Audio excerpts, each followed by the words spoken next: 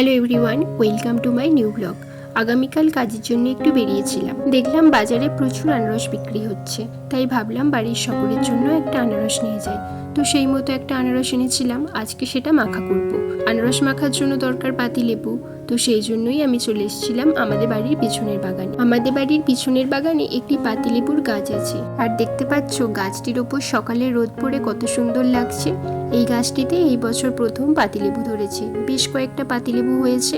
পাতিলেবুগুলো বেশ বড় বড় রসালো হয়ে গেছে, আর আমার যেহেতু একটা লেবুই দরকার, তাই একটা লেবু আমি গাছ থেকে পেরে নিচ্ছি। দেখো লেবুটার গায়ে রোদ পড়ে লেবুটা কত সুন্দর লাগছে, আর এইদিকে আরো বেশ কয়েকটা লেবু আছে। আর আমার অনেক দিনেরই ইচ্ছে ছিল নিজেদের গাছে পাতিলেবু হতে দেখার, আজকে আমার সেই ইচ্ছেটি পূরণ হলো। নিজেদের গাছের ফল পেড়ে খাওয়ার যে কি আনন্দ, কি তৃপ্তি, সেটা একমাত্র যারা গাছ ভালোবাসো তারাই বুঝতে পারবে।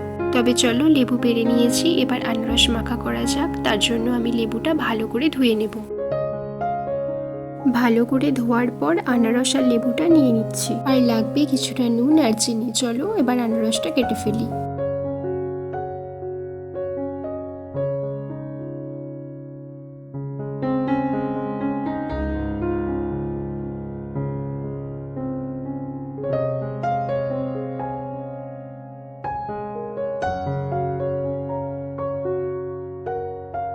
দেখো আনারসটা কাটা হয়ে গেছে, এবার এটার মধ্যে আমি দিয়ে দিচ্ছি কিছুটা গুঁড়ো চিনি। চিনিটা আমি আগে থেকে গুঁড়ো করে রেখে দিয়েছিলাম, আর দিয়েছি কিছুটা নুন। তো কিছুটা আনারস আমি এখানে বাটির মধ্যে তুলে নিচ্ছি, এরপর এটার মধ্যে ছড়িয়ে দেব হালকা করে লেবুর রস। আমাদের আনারস মাখা রেডি। ভিডিওটি কেমন লাগলো জানিও, ভালো লাগলে একটি লাইক করে দিও, আর এরকম ভিডিও দেখার জন্য চ্যানেলটি সাবস্ক্রাইব করে দিও। টাটা।